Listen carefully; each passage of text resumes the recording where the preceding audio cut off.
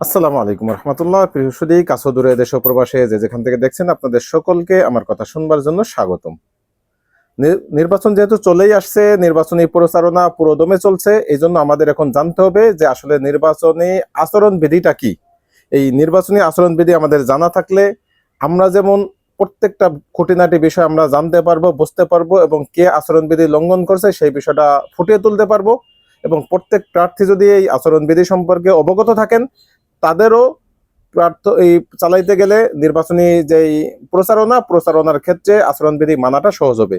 এই জন্যই আমি আজকে মূলত আলোচনা করছি যে নির্বাচনী আচরণবিধি কি কি, অর্থাৎ কি কি বিষয় আমাদের মেনে চলতে হবে, কোনটা না মানলে আচরণবিধির বরখিলাপ হবে এবং সে কারণে শোকজ হবে, কোনো কোনো জায়গায় জরিমানা ধরবে, আরো নানাবিধ সমস্যা হতে পারে। এজন্যই আমি আজকে মূলত আচরণবিধির উপরেই আমি আমার আলোচনাটি সাজাচ্ছি। আশা করি শেষ পর্যন্ত সাথেই থাকবেন এবং আপনারা আপনাদের মূল্যবান মতামত অবশ্যই কমেন্টে জানাবেন। আমি যদি আচরণবিধির উপরে এনটিভির একটি অনলাইন সংস্করণের একটি নিউজ পড়ি আপনাদের সামনে, তাহলে বিষয়টা স্পষ্ট হবে যে সংসদ নির্বাচনে প্রচার শুরু, মানতে হবে ইসির যেসব আচরণবিধি। প্রতীক বরাদ্দ সম্পন্ন হওয়ার পর আজ থেকে, অর্থাৎ গতকালকে নিউজ এটি, আজ থেকে শুরু হয়েছে ত্রয়োদশ জাতীয় সংসদ নির্বাচনের আনুষ্ঠানিক প্রচারণা। সারা দেশে 298টি নির্বাচনী এলাকায় মোট 1981 জন প্রার্থী চূড়ান্তভাবে ভোটের লড়াইয়ে নেমেছেন। নির্বাচন কমিশনের ঘোষিত তফসিল অনুযায়ী আজ বৃহস্পতিবার তথা গতকাল, মূলত এই ভিডিওটি গতকালকেই আমার বানানোর কথা ছিল, কিন্তু গতকালকে ইমার্জেন্সি অন্য একটি ভিডিও আসার কারণে, বিশেষত খেলা সংক্রান্ত, এই ভিডিওটা আমি একদিন বিলম্ব করেছি। তো আজ বৃহস্পতিবার থেকে শুরু হওয়া এই প্রচারণা চলবে আগামী 10ই ফেব্রুয়ারি রাত 12টা পর্যন্ত। অর্থাৎ ভোট গ্রহণ শুরুর পূর্ববর্তী 48 ঘন্টা আগে সব প্রকার প্রচারণা সমাপ্ত করতে হবে। তবে প্রচারণার ক্ষেত্রে প্রার্থীরা রাজনৈতিক দল ও প্রার্থীর আচরণ বিধিমালা 2025 মেনে চলতে বাধ্য থাকবেন। এখন এই 2025 সালে যে আচরণ বিধি করা হয়েছে সেটা কি? মূলত নির্বাচন কমিশনের আচরণ বিধিমালা অনুযায়ী প্রচারণার ক্ষেত্রে সব প্রার্থী সমান অধিকার পাবেন। এটা যদিও লেখা থাকে, আদতে সেটা সমান পান কিনা সেটা নিয়ে আমার প্রশ্ন আছে। প্রচারণার ক্ষেত্রে সব প্রার্থী সমান অধিকার পাবেন, তবে প্রতিপক্ষের জনসভা, শোভাযাত্রা বা কোনো প্রচারাভিযানে বাধা প্রদান, ভীতি সঞ্চার বা বিশৃঙ্খলা করা যাবে না। প্রচারণার কর্মসূচির প্রস্তাব আগেভাগেই সংশ্লিষ্ট কর্তৃপক্ষকে জানাতে হবে, যাতে তারা প্রয়োজনে একাধিক প্রার্থীর কর্মসূচির মধ্যে সমন্বয় করতে পারেন, যাতে একই সাথে কেওয়াস তৈরি না হয়। একই এলাকায় একসাথে দুই দলের প্রার্থী গিয়ে সেখানে যেন কোনো সমস্যা তৈরি না হয়, কোনো ঝগড়াঝাটি বা মারামারি পর্যায়ে না পড়ে, এই জন্য আগের থেকে যদি জানানো হয় তাহলে সেইভাবে তারা পদক্ষেপ নেবেন এবং প্রয়োজনে ভাগ করে দিবেন যে আপনারা এই সাইড থেকে শুরু করুন, উনি ওই সাইড থেকে শুরু করুন।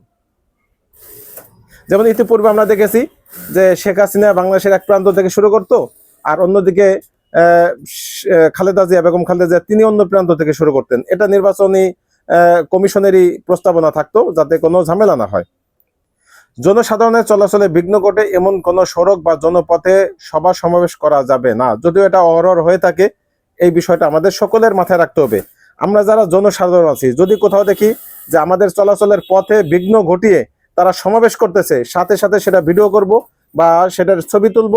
আমরা সেটা প্রয়োজনে নিজেদের দায়িত্বে সেটা আমরা নির্বাচন কমিশনে জমা দিব, অথবা অন্তত আমাদের অনলাইন যে মিডিয়াগুলি আছে সেখানে যদি আমরা ওপেন করে দেই, এটা হয়তোবা যদি ভাইরাল হয়ে যায় সেই ক্ষেত্রে অন্তত প্রশাসনের দৃষ্টিতে আসবে এবং নির্বাচন কমিশনের দৃষ্টিতে আসতে বাধ্য হবে। এরকম অনেক ঘটনা ঘটতেছে যে আপনি মনে করতেছেন ঘটনাটা ছোট, কিন্তু আপনি ভাইরাল হবে সেটাও মনে করেননি, কিন্তু যেহেতু একটি সমস্যা, আপনি তাৎক্ষণিক ভিডিওটি আপলোড করেছেন, মুহূর্তের ভিতরে দেখেন সেটা ভাইরাল হয়ে যাচ্ছে। এই কারণেই আমরা কোনো বিষয়কে মূল্যহীন বা ছোট মনে করব না। এরপরে এছাড়া দেশের বাইরে বা বিদেশের মাটিতে কোনো প্রকার নির্বাচনী প্রচারণা চালানো সম্পূর্ণ নিষিদ্ধ করা হয়েছে। অর্থাৎ দেশের বাইরে কোনো ধরনের প্রচারণা চালানো যাবে না। লিফলেট, পোস্টার ও ব্যানার ব্যবহারের ক্ষেত্রে এবার কঠোর বিধিনিষেধ আরোপ করেছে ইসি। এটা একটা অনেক ভালো কাজ করেছে। প্রচারণার কোনো ধরনের পোস্টার বা অপচনশীল দ্রব্য যেমন পলিথিন, প্লাস্টিক বা রেক্সিন ব্যবহার করা যাবে না। এটা এক ভালো উদ্যোগ। দেয়াল, গাছ, বিদ্যুতের খুঁটি কিংবা সরকারি বেসরকারি কোনো যানবাহনে লিফলেট বা ফেস্টুন ছাটানো যাবে না। পোস্টার একেবারে বন্ধ হয়ে গেছে এবার। ইলেকট্রনিক ও ডিজিটাল মাধ্যম ব্যতীত নির্বাচনী প্রচারণায় ব্যবহার করা ব্যানার ও ফেস্টুন হতে হবে সাদা কালো রঙের। ব্যানার সর্বোচ্চ 10 ফুট বাই 4 ফুট এবং ফেস্টুন 18 ইঞ্চি বাই 24 ইঞ্চি আকারের হতে হবে।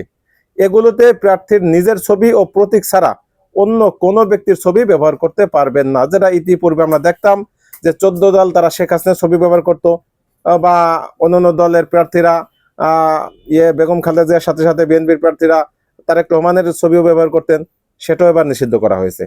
এছাড়া কোনো দেওয়ালে লিখে বা অঙ্কন করে প্রচারণা চালানো যাবে না এবং কোনো প্রকার গেট বা তোরণ নির্মাণ করা নিষিদ্ধ। যদি আমরা কোথাও দেখি যে নির্বাচনী কাজের জন্য কোথাও তোরণ বা কোনো গেট সাজানো হয়েছে, সাথে সাথে আমরা ভিডিও করব কোন জায়গায় এবং কোন প্রার্থী করেছে সেই বিষয়টা উল্লেখপূর্বক আমরা সেটা প্রয়োজনে যদি আমাদের নির্বাচন কমিশন পর্যন্ত যাওয়ার যোগ্যতা থাকে, সুযোগ থাকে, সেটা যাব, না হলে অন্তত ফেসবুক, ইউটিউব যে কোনো মাধ্যমে আমরা সেটা প্রচার করে দিব। কোনো প্রতিদ্বন্দ্বী প্রার্থীর ফেস্টুন, ব্যানার ও বিলবোর্ডের উপর অন্য কোনো প্রতিদ্বন্দ্বী প্রার্থীর ফেস্টুন, ব্যানার ও বিলবোর্ড টাঙানো যাবে না এবং এই ফেস্টুন, ব্যানার ও বিলবোর্ডের কোনো প্রকার ক্ষতি সাধন, বিকৃত ও বিনষ্ট করা যাবে না, যেটা অহরহ আগে হয়ে থাকতো। একজনের পোস্টার উপর আরেকজন পোস্টার লাগাইতো, সেই সময় চলে গেছে। পোস্টার দেওয়ালে ছাটানো নিষিদ্ধ ছিল, এরপরে আসছিল রশিতে টানানো, এবার সেটাও নিষিদ্ধ করা হয়েছে, রশিতেও টানানো যাবে না।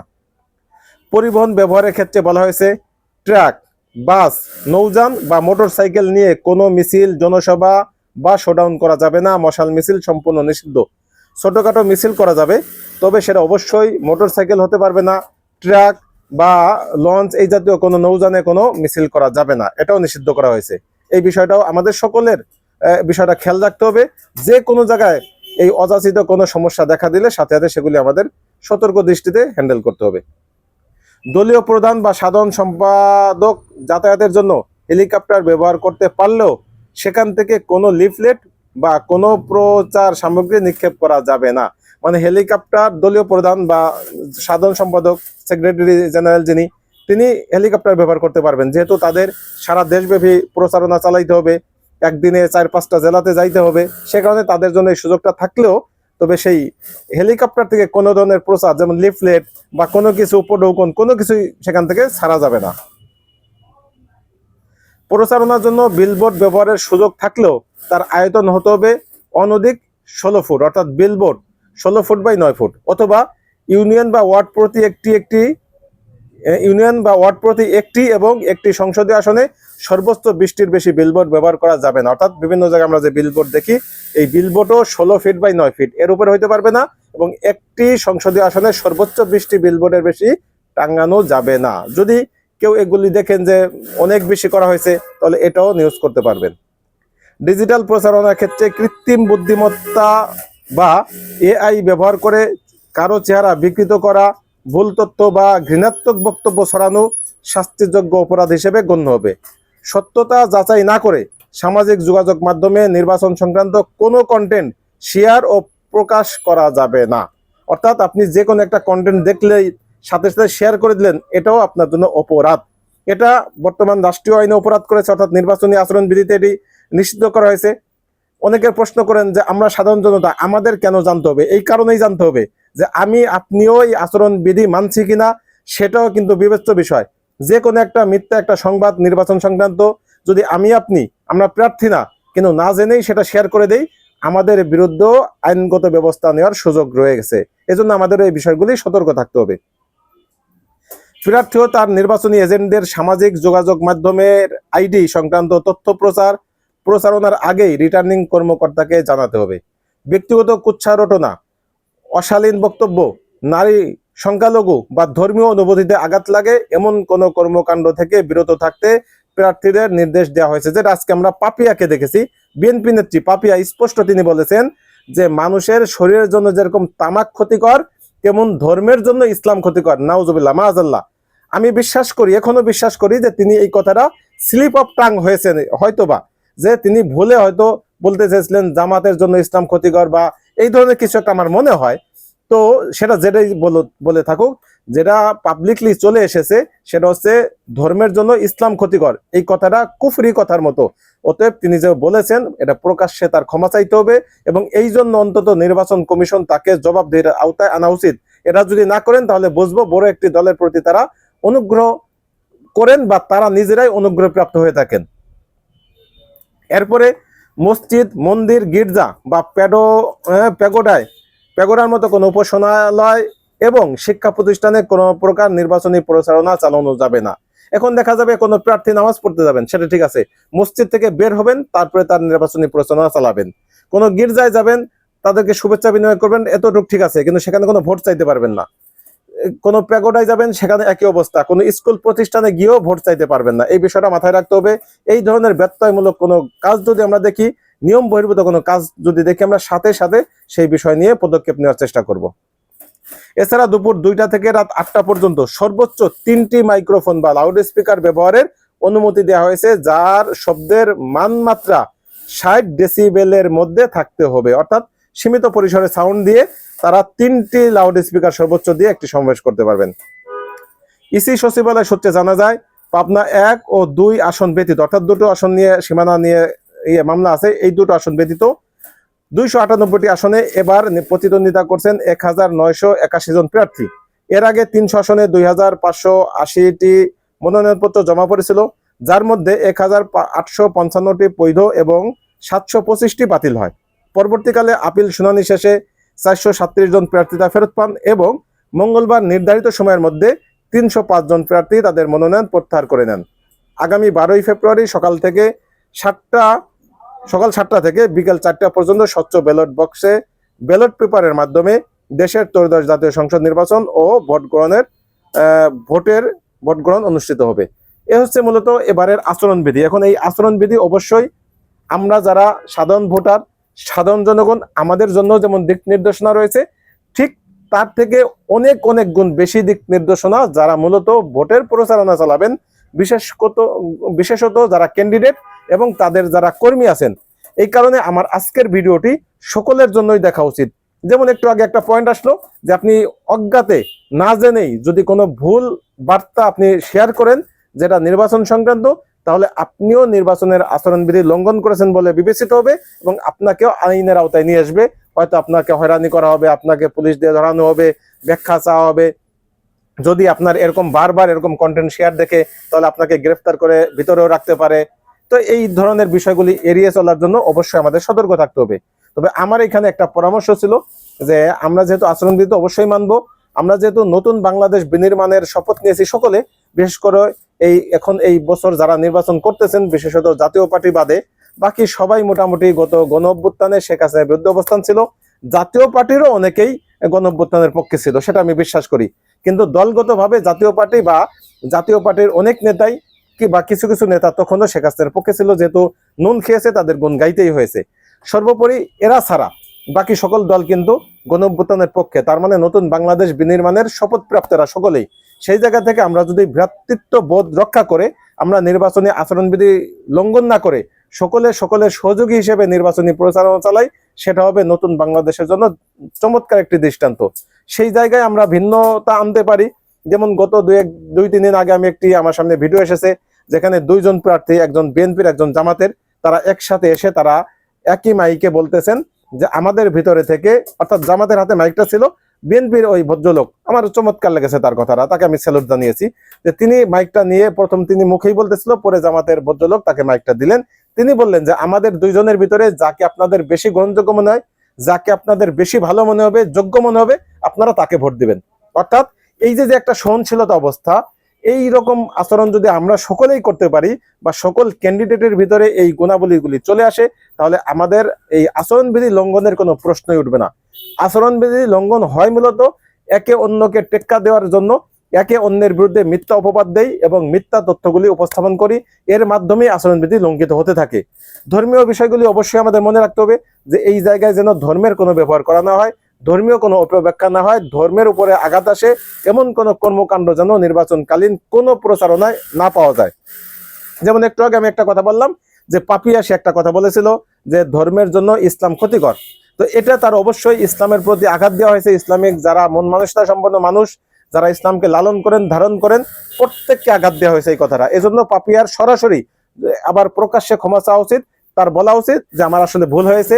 আর যদি তিনি ভুল না করে থাকেন, মানে ভুল ইচ্ছাকৃতই বলে থাকেন এরকম কথা, তাহলে তাকে তওবা করতে হবে, অন্য বিকল্প নেই। যদি তার স্লিপ অফ টাং হয়, তাহলে তিনি শুধু সরি বলবেন মানুষের কাছে, আর আল্লাহ তো এর জন্য গুনাহ হবে না। কিন্তু যদি তিনি ইচ্ছাকৃত বলে থাকেন, অবশ্যই অবশ্যই এর জন্য তার তওবা করতে হবে, তা না হলে তার মুসলমানিত্ব, তার ইমানই থাকবে না।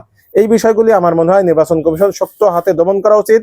এবং নির্বাচনী যে সমতার কথা বলেছেন, যে নির্বাচনী প্রচারণার ক্ষেত্রে সকল দল সমতা পাবে, এই বিষয়টাও নির্বাচন কমিশনকে নিশ্চিত করতে হবে। আমি এখনো জানি প্রান্তিক গ্রাম অনেক এলাকা আছে, প্রান্তিক জায়গায় অনেক গ্রাম এখনো রয়েছে, যেই জায়গায় নির্দিষ্ট বড় বড় দল ছাড়া অন্য কোনো দল সেখানে নির্বাচনী প্রচারণায় অংশ নিতে পারেন না, ঢুকতেই পারেন না। আগে যেমন ছিল আওয়ামী লীগ একচেটিয়া, এখন হয়েছে বিএনপি, এবং আওয়ামী লীগ যারা ছিল তারাও বিএনপিতে একত্রিত হয়ে পুরা গ্রাম তাদের কন্ট্রোলে, অর্থাৎ ওই গ্রামে ভোট চাওয়ারই সুযোগ নেই। ভোট চাইলেও আপনাকে চুরি চামারি করে কোনো মতে হয়তো একটা ব্যালট দিয়ে চলে আসবেন, কিন্তু কারোর সাথে আপনি 5 মিনিট কথা বলবেন, নির্বিলি কারোর সাথে সম্পর্ক বিল্ড আপ করার চেষ্টা করবেন, একটু আপনার কথা বলতে চাবেন, সেই সুযোগটা তৈরি হবে না। এজন্য আমার মনে হয় যে এই জায়গাটাও নির্বাচন কমিশনে নিশ্চিত করতে হবে। আরেকটা পয়েন্ট আমি বলে রাখি, শেষ করে দেব। এই পয়েন্ট আমি অনেক আগে উপস্থাপন করেছিলাম, সেটা যদি শুনতো নির্বাচন কমিশন আরো ভালো হতো। অনেক পয়েন্টই নির্বাচন কমিশন দেখি চলে আসছে আমার প্রস্তাবনার ভিতর থেকে। একটা পয়েন্ট ছিল যে এই আমাদের বিভিন্ন জায়গায় নির্বাচনী প্রচারণার ক্ষেত্রে যে আমরা এই সমাবেশ করে থাকি, এই সমাবেশটা যদি নিষিদ্ধ করে দিত, যে শুধুমাত্র নির্বাচন কমিশন তারা প্রত্যেকটা ওয়ার্ড এবং প্রত্যেকটা ইউনিয়ন হিসেব করে তারাই সমাবেশের আয়োজন করবে, এককভাবে কোনো দল সমাবেশের আয়োজন করতে পারবে না। একটা জায়গায় সমাবেশ হবে সব দলের জন্য, এবং তার জন্য প্রত্যেকটা দল থেকে কিছু খরচ নিয়ে নিবে আগেই, ওই জামানত যখন জমা দেওয়া হয় তখনই এই সমাবেশ বাবদ একটা অর্থ নিয়ে থাকবে। এবং প্রত্যেকটা দলের ক্যান্ডিডেট একজন করে সেই প্রার্থী সেখানে আহ্বান করা হবে, বলা হবে, দাওয়াত দেওয়া হবে, এবং সেই সমাবেশে প্রত্যেক প্রার্থী এসে তার বক্তব্য সে তুলে ধরবে। এলাকার সকল লোককে আনার দায়িত্ব নির্বাচন কমিশনের, অর্থাৎ প্রচারণা চালাবে নির্বাচন কমিশন, যে অমুক মাঠে আজকে সমাবেশ হবে নির্বাচনী, সকল দল সেখানে আসবে, প্রত্যেকে তার যার যার কথা বলবেন, আপনারা সেখানে উপস্থিত থাকবেন। এইভাবে যদি করা যেত তাহলে আমার মনে হয় খরচও কমতো, গ্যাঞ্জামও কমতো, এবং পরিবেশও আরো সুন্দর হতো। আজকের মতো এই পর্যন্তই। আপনাদের কমেন্ট বক্স অবশ্যই খোলা রইল, আপনাদের মতামত জানতে চাই।